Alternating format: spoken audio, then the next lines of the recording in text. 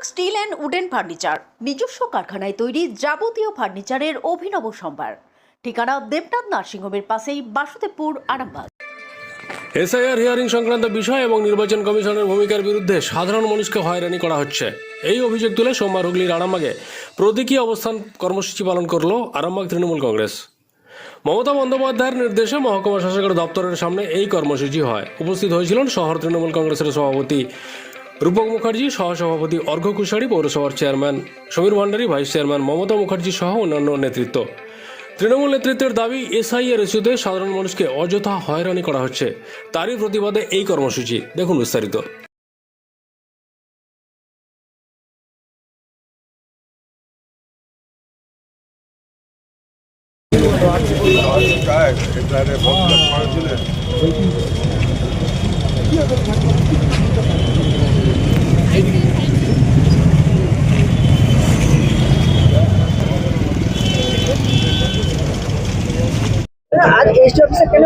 আজকে আমরা এসডিওর সামনে সবাই দাঁড়িয়ে আছি, বাইরেই দাঁড়িয়ে আছি আমরা।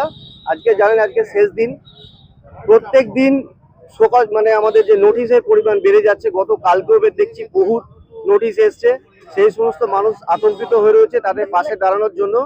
তারা যাতে তাদের ভোটার যাদের নাম বাদ গেছে তার নতুন করে নাম তোলার জন্য ফর্ম 6 জমা দেওয়ার শেষ দিন, তাদের সাহায্য করার জন্যই আমরা সকল মিলে দাঁড়িয়ে আছি। তাদের যাতে কোনো সমস্যা না হয়, তারা যাতে আবার তাদের নাম তোলার সুযোগ পায়, ফর্ম 6 জমা দেওয়ার আজকে শেষ দিন, সেই জন্যই আজকে আমরা এখানে সকলে বাইরে দাঁড়িয়ে আছি তাদের সাহায্য করার জন্য। আমরা যেটা দেখেছি এর আগে, সাধারণ মানুষ যারা এখানে বিক্ষোভ দেখাচ্ছিলেন এসডি অফিসের সামনে, তারা বলছেন যে কেন্দ্রের মতো রাজ্য দায় এড়াতে পারে না, কারণ যারা কাজ করছে তারা সবাই রাজ্য সরকারি কর্মচারী, তারা কিভাবে দায় এড়াবে রাজ্য? এটা রাজ্য যারা কাজ করে যাচ্ছে, কেন্দ্র সরকার এবং যে সমস্ত নির্বাচন প্রত্যেক দিন নিত্য নতুন একটা করে ফরম্যাট জারি করছে। আজকে অ্যাডমিট কার্ডকে পর্যন্ত তারা মান্যতা দিচ্ছে না।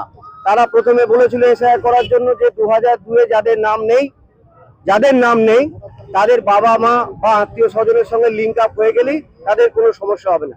কিন্তু আমরা কি দেখলাম, আমরা 2002-এ তাদের নাম যাদের নেই তার বাবা মায়ের দিলাম, তারপরেও তাদের আবার নোটিশ এসছে।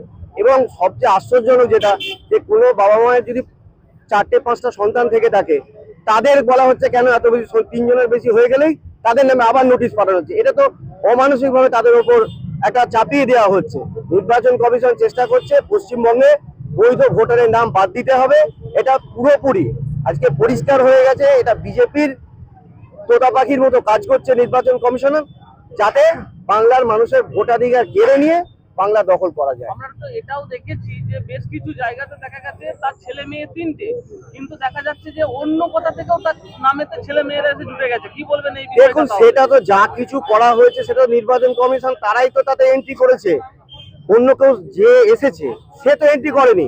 এন্ট্রি যা কিছু করে নির্বাচন কমিশন আধিকারিকরা তাদের এন্ট্রি করেছে। তাদের যা ওই বিএলও থেকে শুরু করে যারা আছে তারাই তো এন্ট্রি করেছে। তার দায়িত্ব তার নয়। আর আজকে যে নাম তাদের বলা হচ্ছে অন্য জায়গায় এন্ট্রি হয়েছে, সেই মানুষটার তো দায় নেই। এবং আরেকটা কথা, যে আমি হিয়ারিং এসেছি আমার কোনো রিসিভ নেই। আমার হিয়ারিং করার পর সেই কাগজ যদি ফেলে দেওয়া হয় বা কোনো কারণে তার এন্ট্রি সঠিকভাবে না হয়, তাহলে তো তার নাম বাদ যাবে। আর আমি এসেছি তার কোনো প্রমাণ নেই, না আসলেও তার প্রমাণ নেই। এটা তো বক্তব্য। কিন্তু যে প্রসেসটা হচ্ছে এটা তো রাজ্য সরকারের কর্মচারীরাই করছে। আরে প্রসেসটা যেটা হচ্ছে, একটা 2002-এ যেটা বলা হয়েছিল 2 বছর ধরে চলেছিল। আজকে এই 10 কোটি মানুষেরটা 2 মাসের মধ্যে চাপিয়ে দেওয়া হচ্ছে। এটা ইচ্ছাকৃতভাবে পরিকল্পিতভাবে বাংলার মানুষের নাম বাদ দেওয়ার জন্যই এটা করা হচ্ছে। না, তাছাড়াও যারা রেজিস্ট্রি অফিসের ক্যাম্পে আমাকে নোটিশে ডাকা হয়েছে, নোটিশ করা হয়েছে, আমি প্রেজেন্ট হয়েছি। অন্য কিছু নয়, এসআইআর ভারতবর্ষে হচ্ছে, আমি সমর্থন করি। কিন্তু এমন ছোট ছোট টেকনিক্যাল দিক দিয়ে মানুষকে ডাকা হচ্ছে যাতে মানুষের হ্যারাসমেন্ট হচ্ছে, আর কিছু না। এই হ্যারাসমেন্টটা যেন না হয়, এটা কোন অলক্ষ্যে কোন অর্ডার বলে হচ্ছে জানি নেই। আমার বয়স 75 আপ। আমি একেও ডাকা হয়েছিল, আমি মোকাবিলা করে গেছি, নোটিশ দেওয়া হয়েছে। আমি এখানকার স্থায়ী বাসিন্দা। আপনার সমস্যাটা কি ছিল? আমার সমস্যা ঠিক আছে। এসআইআর কেন ডেকেছিল আপনাকে? আমি বলেছি আমার 2টো জায়গায় 2টো নাম হয়ে গেছে। ভোটার লিস্টটা নাম রয়েছে মুখার্জি, বিমল মুখার্জি, আর সার্টিফিকেট সমস্যা আছে মুখোপাধ্যায়, এর জন্য আমাকে তলব করা হয়েছিল। আমি এসেছিলাম, আমি প্রশ্ন করার পরে আমি বলেছি শ্রীকৃষ্ণ 108টা নাম, তাহলে আমার 108টার নাম। কিন্তু আমি ব্যক্তিটাই, আমি সত্তাটাই, আমার দেহটাই নতুন নতুন। আপনার কোথায় বাড়ি? দেখা আর অতিথি যেতে যায়নি, মানুষের হ্যারাসমেন্ট হচ্ছে, এইটা আমি তুলে ধরলাম। আমি নিজেও হ্যারাস হয়েছি, এইগুলো যাতে না হয়, তাহলে এই এসআইআর এর কেউ বিরোধিতা করছে না, আমি ব্যক্তিগতভাবে করছি। আপনার পরিচয় একটু দেবেন। আমার পরিচয় না, আমি একটা সাধারণ ভোটার। আপনার নাম? ভোটার এবং আমার বয়স 75 বছর। আপনার নাম? বাড়ি? আমি বৃদ্ধ মানুষ, নামই আর কি করি। বাড়িটা কোথায়? বাড়িটা আমি আরামবাগের নাগরিক, আমি ভোট দিয়ে এসেছি, আমিও নাকি পরবাসী। আপনাদের ভালোবাসার আর এক নাম চন্দন জুয়েলার্স। চন্দন জুয়েলার্স, আরামবাগ, সদরঘাট, হুগলি। নির্বাচন কমিশনের তো সেখানেতে নির্বাচন কমিশনের নির্দেশ অনুযায়ী তারা করছেন। তারা রাজ্য সরকারি কর্মচারী হলেও তারা যে তাদের ক্ষোভ থাকলেও তাদের মুখ বুঝে চাকরিটা তো, তাদের পেটটা তো বাঁচাতে হবে। নির্বাচন কমিশন থেকে একদম মানে কঠোর নির্দেশ দেওয়া হচ্ছে। ডোমিসিয়াল যেটা সার্টিফিকেট, এখানে এসডিও স্যারের কাছে গিয়েছিলাম, তিনি বলছেন আমরা দিতে পারবো না, ডিএম দেবেন। ডিএম এর কাছে যাওয়া হচ্ছে, ডিএম বলছেন আমাদের নির্বাচন কমিশন থেকে আমাদের পোর্টাল ব্লক করে দেওয়া হয়েছে। এটা তো একটা ষড়যন্ত্রের মতো মনে হচ্ছে ষড়যন্ত্র মতন। আপনারা সবটা তো শুনলেন, আপনাদের উপরে দায়িত্ব দিচ্ছি। আপনারা হচ্ছেন চতুর্থ স্তম্ভ, আপনারা হচ্ছেন সংবাদ মাধ্যম। আপনাদের উচিত এইটাকে দিকে দিকে ছড়িয়ে দেওয়া, যে এইভাবে বিজেপি যে ষড়যন্ত্রের মাধ্যমে পশ্চিমবঙ্গ দখল করতে চাইছেন, এটা কোনোদিন তারা দুঃস্বপ্নেও তারা এটা করতে পারবেন না। কেননা আমাদের দিদি আছেন, অভিষেক বন্দ্যোপাধ্যায় আছেন, আমরা অগণিত সৈনিকরা এখানে আছি, এটা পারবেন না। আবার আমরা এটাও তো দেখেছি যে সংবাদ মাধ্যম কাজ করতে গিয়ে প্রহিত। সেটা মানুষের ক্ষোভের বহিঃপ্রকাশ। কোথায় আপনারা মানে কার দ্বারা প্রয়োজিত সেটা যদি বলেন। আপনার মুর্শিদাবাদে 24 ঘন্টার এক সাংবাদিককে, মহিলা সাংবাদিককে মারধর করেছে। সাধারণ মানুষ না আর পাচ্ছে না, সব দিক দিয়ে তারা যখন এত ধৈর্যহীন হয়ে পড়ছে, নিশ্চয়ই সেটা কাম্য নয়। তাকে যাকে মারছে কি ধরছে সেটা নয়, তারা দাঁড়িয়ে দেখছে, পুলিশ কোনো সাহায্য করেনি সাংবাদিকদের। না, এইরকম কোনো ঘটনা ঘটেছে যে একটা পুলিশ দাঁড়িয়ে আছে, সে দেখছে আর একটা মানুষকে মারছে। সাহায্যের জন্য বলেছিল, আবেদন করেছিল, কিন্তু পুলিশ কোনো সাড়া দেয়নি। আমি ঘটনাটা আমার জানা নেই, এই ঘটনা আমরা জানি না, আপনাদের মাধ্যমে শুনছি। আমরা বলছি যে এটা আমরা জানা নেই। আমরা যদি এটা হয়ে থাকে, আমরা কখনোই এটাকে সমর্থন করি না। তৃণমূল কংগ্রেস বা আমাদের সুপ্রিমো মমতা বন্দ্যোপাধ্যায় সমর্থন করেন না। আপনারা তার কাজ, তার নির্দেশ সবসময় দেখেন। আপনারা জানেন যে তার মতন সততার সাথে রাজনীতি করা মানুষ খুব কম আছে, গোটা বিশ্বের কথা বলছে। কি বলবেন আজকে এসডিওর সামনে ঘেরাও তো এটা নয়, আমরা পথে নেমেছি।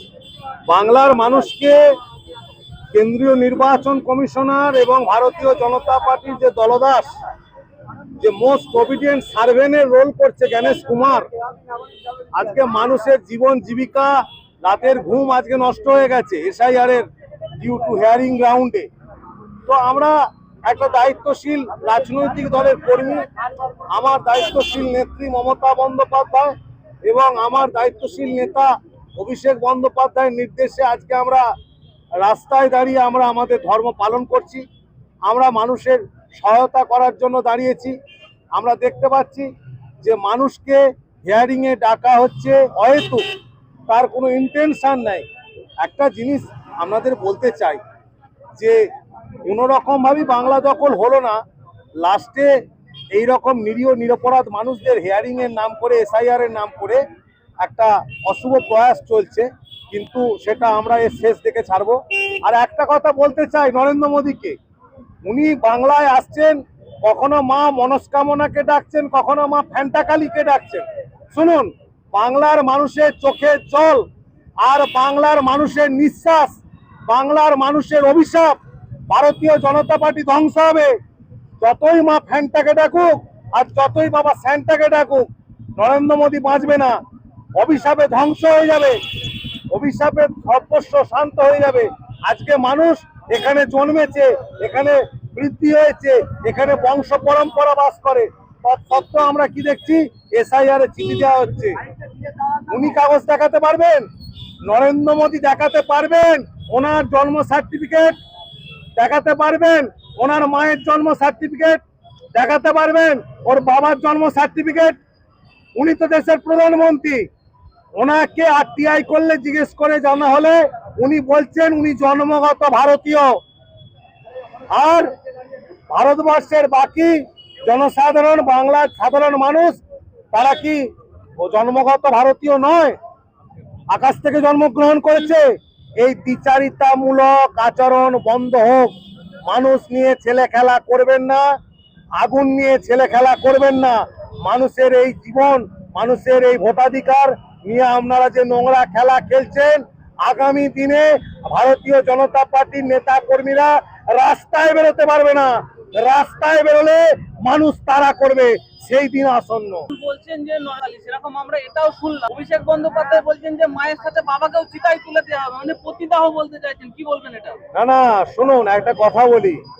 কোনো ঘটনার পরিপ্রেক্ষিতে কোনো ঘটনাকে উদাহরণ তুলে ধরাটা কোনো রাজনৈতিক নেতাদের উত্তর দেওয়াটা বাধ্যবাধকতা আমার আসে না। আমি পরিষ্কার কথা এই জায়গায় একটা কথাই বলবো যে বাংলার আজকে অবস্থা, সেই অবস্থা যে ক্রিটিক্যাল সিচুয়েশন, সেইখানে সতীদাহ কি প্রতিদাহ এইটা কোনো প্রাসঙ্গিকতা নয়। আজকে নরেন্দ্র মোদী বাংলার মানুষকে জীবন্ত দাহ করছে, সেইটা নিয়ে আপনারা প্রেক্ষাপটে আসুন। মানুষকে জীবন্ত পুড়িয়ে মারা চক্রান্ত করা হচ্ছে এসআইআর এর নাম করে। শিবম মার্বেল অ্যান্ড গ্রানাইট, ঐতিহ্য আর আধুনিকতার মেলবন্ধন, এখন গড়বাড়ি আরামবাগে। ফোন 9475179586। বারবার হেয়ারিং হচ্ছে, একবার বাড়িতে যে বিএলআরও সব ডকুমেন্ট চেক করলেন, আবার হেয়ারিং এ আজকে লাস্ট ডেট, আজকেও আবার আসতে হয়েছে। কতবার আমি আসবো, আর আমার ছোট বাড়িতে বাচ্চা, বুড়ো বাবা মা নিয়ে কতবার আমি আসবো এখানে? এত হ্যারাসমেন্ট কেন? কিসের অপরাধটা কিসের আমাদের? এর আগে যে হিয়ারিং এসেছিলেন সেটা কি বলেছেন? এর আগে যে হিয়ারিং এ এসেছিলেন আপনার আসার কারণটা কি? নথি বাদ গেছে। আমার নাম হচ্ছে যে নথি হচ্ছে যে বাদ গেছে বলতে আমার নামের একটু ভুল ছিল, বাবার নামটা, সেইটার জন্য হিয়ারিং হয়েছে। ওই ব্যক্তি কি, ওই ব্যক্তির বাবা কি, ওই ব্যক্তি মানে কি আমি কিছু বুঝতে পারিনি, আমাকে অত তো আমরা জানি না। হিয়ারিং এ কাকে কাকে ডাকা হয়েছে আপনাদের বাড়ির? হিয়ারিং এ আমাকে আর আমার বাবাকে। এর আগেও কি সংশোধনের জন্য ডাকা হয়েছিল? হ্যাঁ, এর আগেও ডাকা হয়েছিল। তখন কি ভুল ছিল? তখন ওই তো বাবার নামটা একটুখানি হয়ে গেছে বলে, আমার অ্যাডমিট কার্ডে একটা ছিল আর বার্থ সার্টিফিকেটে মানে একটু নামের জলিলা রহমান আনসারি, এই আটটা একটুখানি ছিল না বলে হয়ে গেছে। আজকেও কি ডাকা হয়েছে? হ্যাঁ, আজকেও আবার দেখা হয়েছে। আপনার নাম দিদি? আমার নাম রাবিনা বেগম। কোনখানে ডেকেছে? এসডি অফিসে আপনার? হ্যাঁ।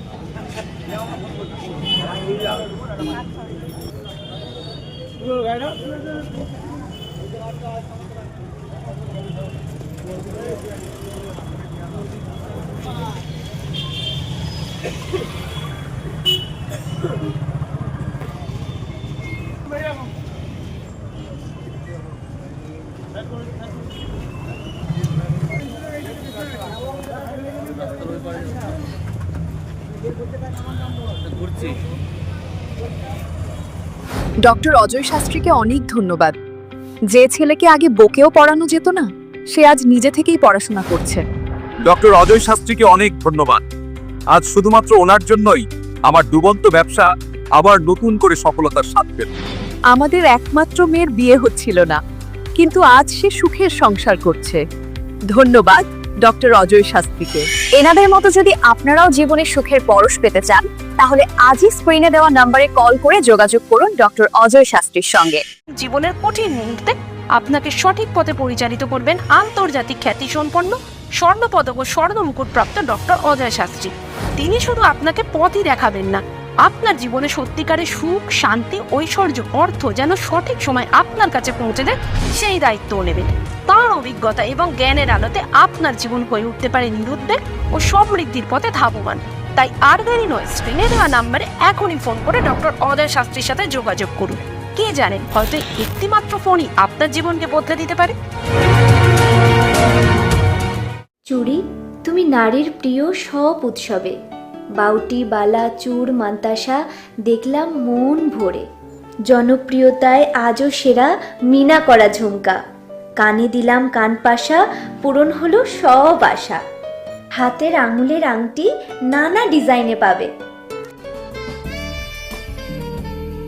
ঐতিহ্যবাহী নেকলেস আজও মনে ধরে।